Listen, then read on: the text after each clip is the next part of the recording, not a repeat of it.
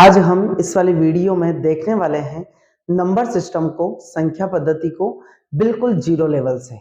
जिन जिन बच्चों ने मैथमेटिक्स में अभी तक कुछ नहीं पढ़ा है कंपटीशन के अंदर, तो आप बड़े आसान तरीके से आज सीख सकते हैं नंबर सिस्टम को, और ये काफी आसान होने वाला है। जैसे कि बात करते हैं इसमें हम फर्स्ट टॉपिक अंक। अंक होता क्या है? अंक मीन्स डिजिट इंग्लिश में कहा जाता है। आपको पता होना चाहिए अंक कितने तरीके के होते हैं। अंक होते हैं हमारे 0, 1, 2, 3, 4, 5, 6, 7, 8 और 9। इन्हीं अंकों से मिलकर सब मैथमेटिक्स में बनते हैं।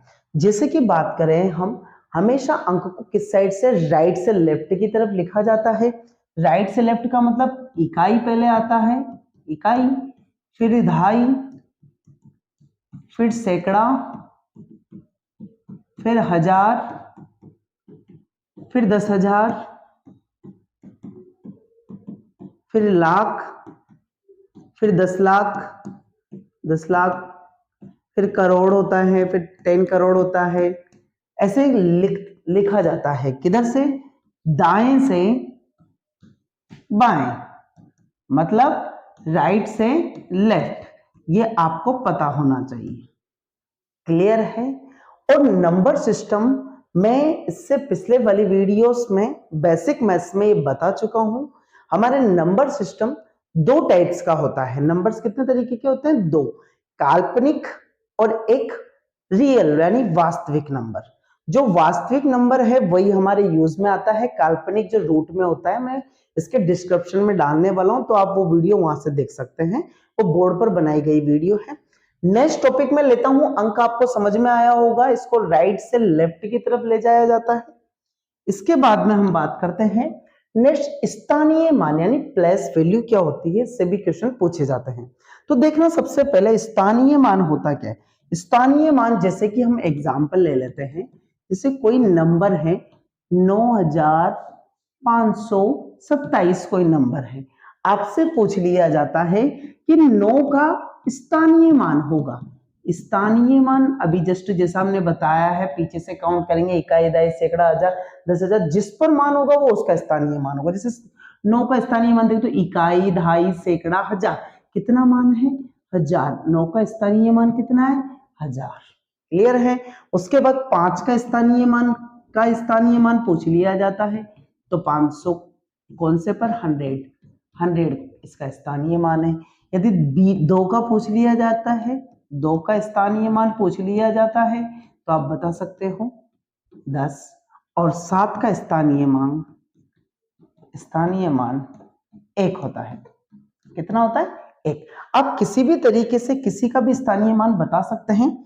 जैसे कि देखिए, सेकंड एग्जांपल ले लेते हैं। आपको काफी बड़ा एग्जांपल दे दिया, 9, 0, 6, 7, 8, 5। इसमें स्थानीय मान पूछ लिया जाता है किसी नंबर, जैसे 8 का पूछ लिया जाता है। अब इसमें 8 2 है, तो 8 के स्थानीय मान को दोनों को लिखना है आपको। तो देखना, सबसे पहले 1, 2, 3, मतलब पीछे से करते इकाई, दहाई, सैकड़ा, हजार, 10 लाख, 10 लाख। तो इसका स्थानीय मान कितना होगा? 10 लाख। और 10, दो स्थानीय मान है जहां जहां 8 लिखा हुआ है। उसके बाद में बात करें, 9 का स्थानीय मान पूछ लिया जाता है, तो आप बता सकते हो 9 लाख बन रहा है क्या? इकाई, दहाई, सैकड़ा, हजार, 10,000, लाख, तो 9 लाख। तो 9 लाख बना देते हैं। ये स्थानीय मान होगा इसका, यानी प्लेस वैल्यू इसको इंग्लिश में बोला जाता है। आप किसी की भी बता सकते हो। आपको 7 की प्लेस वैल्यू बताना है, कमेंट कर सकते हो आप। आपको 5 की प्लेस वैल्यू बताना है, और 6 की प्लेस वैल्यू आपको बताना है। और इससे रिलेटेड क्वेश्चन यदि आपसे कर लिया जाता है, तो आप बड़े आसान तरीके से सोल्व कर सकते हो। नेक्स्ट जो टॉपिक लेते हैं, इसमें विभाजन के नियम लिया है हमने। डिवीजन रूल, विभाजन के रूल, मतलब आप किसी भी नंबर को देखकर बता सकते हो कि वो इस नंबर से डिवाइड होता है या नहीं है। तो आप बड़े आसान तरीके से करते हो। जैसे कि इसमें हमने कुछ रूल लिए हैं।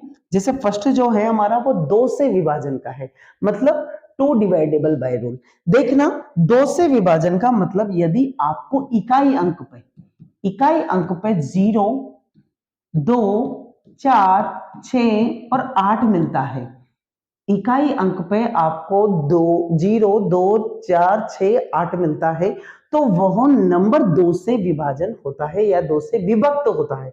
देखिए जैसे फॉर एग्जांपल 24, तो 24 में 4 पीछे दिख रहा है इकाई के अंक पे, तो 2 से विभक्त होगा, 2 से विभक्त 12 बार होगा।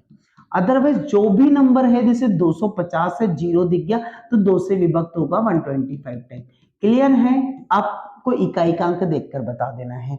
नेक्स्ट चलते हैं हम 3 से विभक्त, सेकंड नंबर का 3 से विभाजन यानी 3 से विभक्त होने वाला संख्या।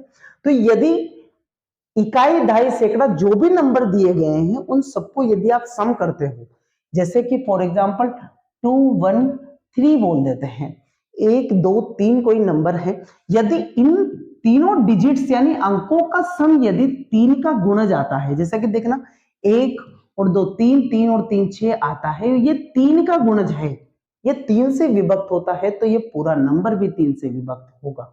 जैसे कि देख सकते हैं 3 से विभक्त होता है 3 से 2 बार, तो ऑफकोर्सली ये भी 3 से विभक्त होगा 3 से 4 बार और 1 बार, 41 टाइम भी विभक्त होगा। क्लियर है? मतलब सभी अंकों का सम करना है और चेक करना है क्या वो 3 का गुणज आता है। यदि आता है तो वो 3 से विभक्त होगा। किसी भी नंबर को लेकर देख सकते हैं, जैसे कि ये बोल दिया क्या ये 3 से विभक्त होता है क्या, तो चेक कर सकते हो। 1 और 6, 1 और 5 6, 6 और 6 12, 12 क्या 3 से विभक्त है? बिल्कुल 4 बार होगा, तो ऑफकोर्सली ये भी 3 से विभक्त होगा 5 बार और 2 बार। किसी भी नंबर को आप देखकर बता सकते हो, सोल्व करके बता सकते हो, उनके डिजिट्सों को सम करके।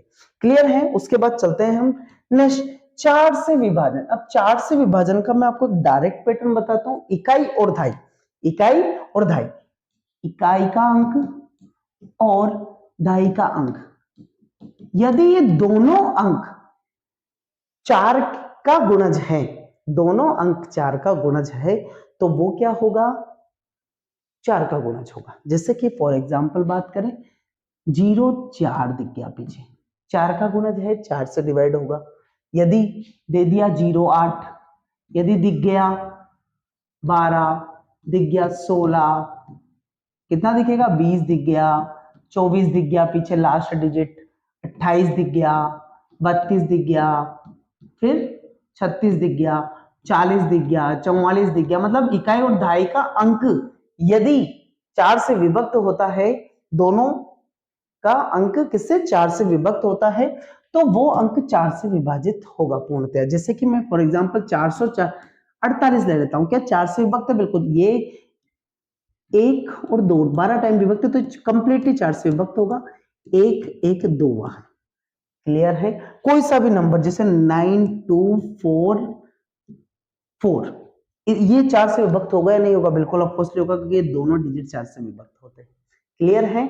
इसी पैटर्न्स पे हम चलते हैं नेक्स्ट 5 के विभक्त को, 5 के विभाजन को देखिए क्या डिवाइडेबल हो सकता है? तो उसका सबसे सीधा सा इकाई का अंक, इकाई का अंक यदि 0 या 5 होता है, 0 या 5 होता है तो वह नंबर 5 से विभक्त होगा, विभक्त होगा। क्लियर है? यदि वो 0 या 5 मिलता है इकाई का अंक तो वो 5 से विभक्त जरूर होता है। नेक्स्ट पर चलते हैं, इजीली आपको समझ में आता जा रहा होगा। नेक्स्ट पर चलते हैं 7 से विभाजन। 7 से विभाजन का एक पैटर्न बताता हूं। यदि इकाई का अंक, इकाई का अंक का 2 गुना बचे हुए नंबर में से घटाने के बाद यदि वह 7 से विभक्त होता है, 7 से विभक्त होता है तो वह 7 से विभक्त होगा। जैसे कि मैं फॉर एग्जांपल ले रहा हूं 8 8 9, इसमें इकाई का अंक 9 है। यदि 9 का 2 गुना मैं 88 में से माइनस कर देता हूं, 9 का 2 गुना कर दिया तो कितना मिलता है? हमें 18 माइनस करते हैं तो 7 0 70, 7 से विभक्त होता है तो ये नंबर 7 से विभक्त होगा। क्लियर, चेक कर सकते हैं। 1 सत्ते 7, 2 सत्ते 14, 7 सत्ते 49। यदि आपको ये समझ में आया हो तो आप 882 को सोल्व करके आंसर दे, क्या ये 7 से विभक्त होता है या नहीं है। किसी भी नंबर को हम बता सकते हैं। नेक्स्ट नंबर पे चलते हैं। 8 से विभाजन। 8 से विभाजन का मतलब क्या होता है? 8 से विभाजन का मतलब है इकाई, दहाई और सैकड़ा। यदि 3 डिजिट, लास्ट 3 डिजिट जो है, यदि 8 से डिवाइड होते हैं, यानी 8 से विभक्त होते हैं 8 के टेबल से, तो वो पूरा नंबर 8 से विभक्त होगा। इकाई और दहाई और सैकड़ा तीनों देखना है। सैकड़ा यदि किससे विभक्त होता है? 8 से विभक्त होता है, तो पूरा नंबर 8 से विभक्त होगा। जैसे कि कोई क्वेश्चन दे दिया 8 0 5 1 2, अब अदरवाइज ये 3 नंबर 8 से विभक्त होते हैं तो पूरा 8 से विभक्त होगा। क्लियर है? चेक भी कर सकते हैं, जैसे 8 से विभक्त हो रहा है क्या? 1 8 8 8 6 48, 6 बार, फिर 3 बचेंगे, 8 चौक 32, बिल्कुल हो रहा है, तो ये पूरा कंप्लीट 8 से विभक्त होगा। क्लियर है? उसी के बाद में लेते हैं नेक्स्ट 7 नंबर का, 9 से विभाजन।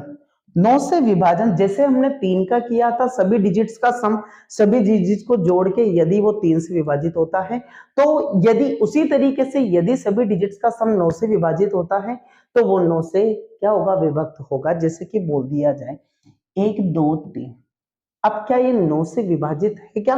तो चेक करना पड़ेगा सबको सम करके, क्या 9 से विभाजित है?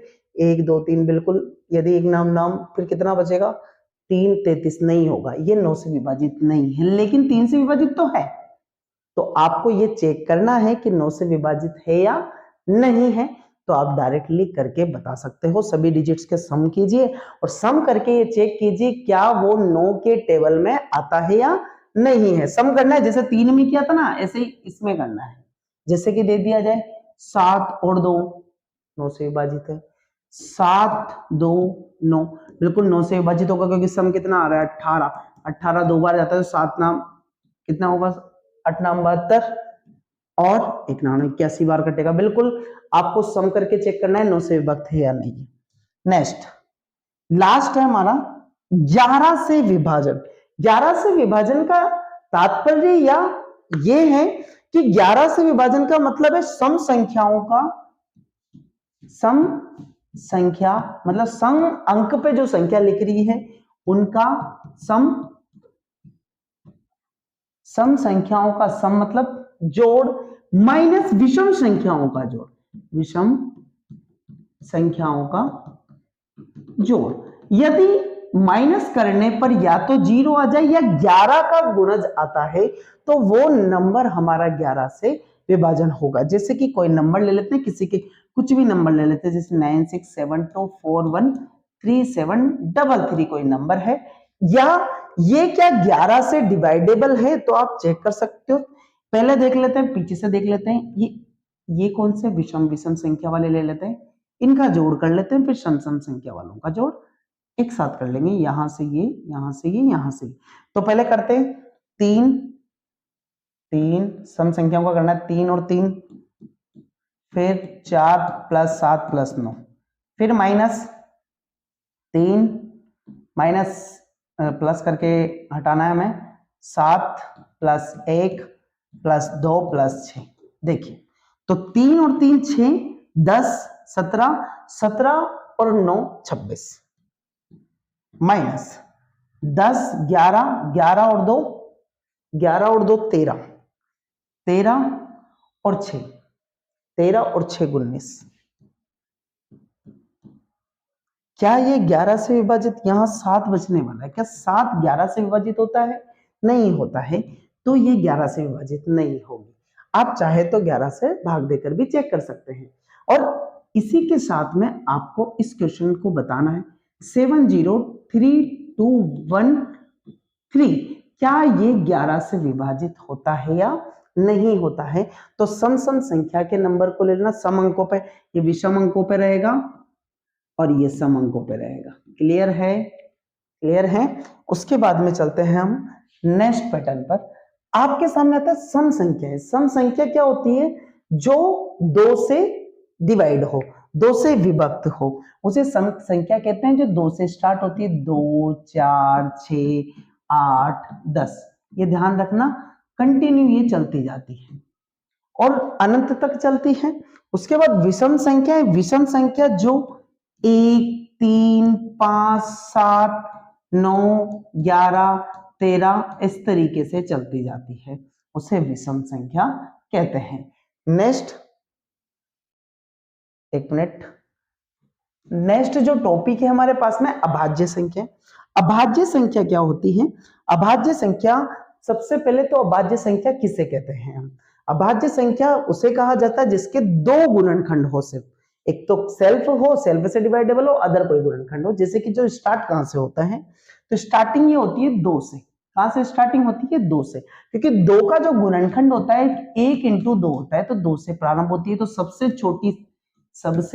छोटी अभाज्य संख्या जिसे कहते हैं छोटी अभाज्य संख्या, अभाज्य संख्या कहा जाता है इसे। अब बात करते हैं इसके केवल 2 गुणनखंड हो वो अभाज्य संख्या होती है।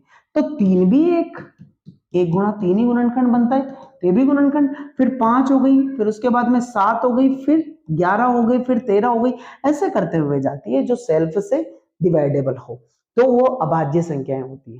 अब अभाज्य संख्याएं 1 से 100 के बीच में भी पूछ लिया जाता है कि 1 से 100 तक कितनी भाज्य संख्याएं होती हैं, तो आप काउंट करेंगे तो 25 अभाज्य संख्याएं होती है। कितनी?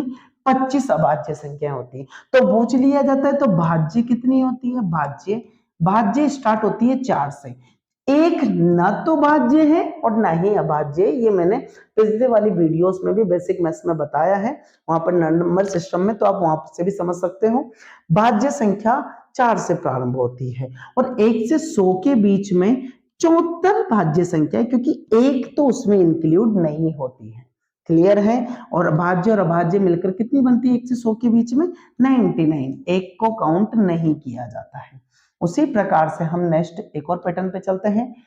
अभाज्य संख्याओं की पहचान कैसे करें ये भी सीखना, क्योंकि ये भी कभी कभी हमारे एग्जाम में पूछा गया है।